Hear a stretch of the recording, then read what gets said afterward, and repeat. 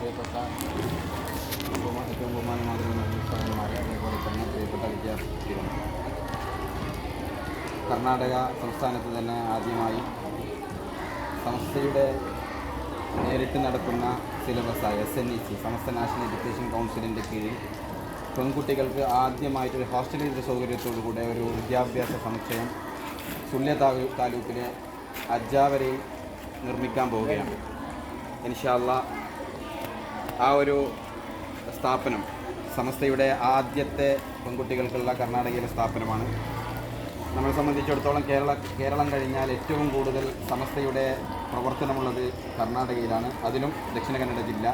എന്നിട്ട് പോലും നമ്മുടെ പെൺകുട്ടികൾക്ക് താമസിച്ച് പഠിക്കാൻ ഒരു ഹോസ്റ്റൽ സൗകര്യത്തോടു കൂടി ഒരു സ്ഥാപനമില്ല എന്നുള്ളത് തന്നെ നമ്മുടെ ഏറ്റവും വലിയ പോരായ്മയായി കണ്ടുകൊണ്ട് ആ പോരായ്മയെ പരിഹരിക്കണമെന്നുള്ള ഉദ്ദേശത്തോടുകൂടെ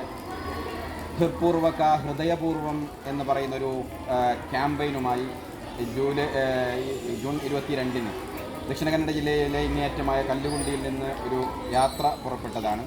അതിപ്പോൾ കടബയിലേക്ക് എത്തിച്ചേർന്നിരിക്കുന്നു. മാഷാ അല്ലാഹ് ഇവിടുത്തെ ബഹുമാന്യരായ ഉസ്താദന്മാർ, ഖത്തീബ് ഉസ്താദിൻ്റെയും അതേപോലെ തന്നെ സുഹൃത്ത് ഉസ്താദിൻ്റെയും നേതൃത്വത്തിലുള്ള ഉസ്താദന്മാർ ഞങ്ങളെ സ്വീകരിക്കുകയും പിന്നെ ഈ മഹലിലേക്ക് ഇതിൻ്റെ മെസ്സേജ് കൈമാറുക എന്നുള്ള ഉദ്ദേശത്തോടു കൂടിയാണ് ഞങ്ങളിവിടെ വന്നിട്ടുള്ളത്. ഇൻഷാ അല്ലാഹ് ബഹുമാനപ്പെട്ട ഖത്തീബ് ഉസ്താദിൻ്റെ കയ്യിൽ ഇതിൻ്റെ ലെറ്റർ കൈമാറിയിട്ടുണ്ട്.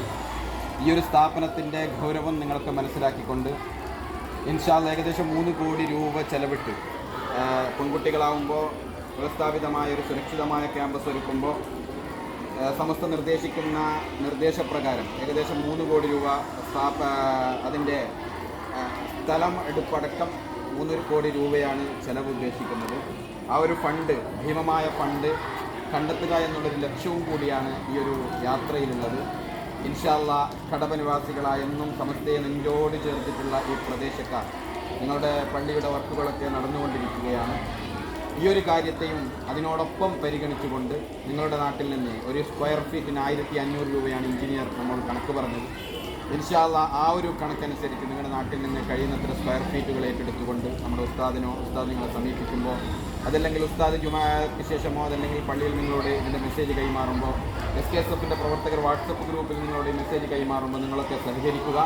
ഇൻഷാ അല്ലാഹ് ഈ ഒരു സഹകരണം ഞങ്ങളത് സ്ഥാപനത്തിൻ്റെ വലിയൊരു മുതൽക്കൂട്ടാക്കി ആ സഹകരണത്തെ മാറ്റും.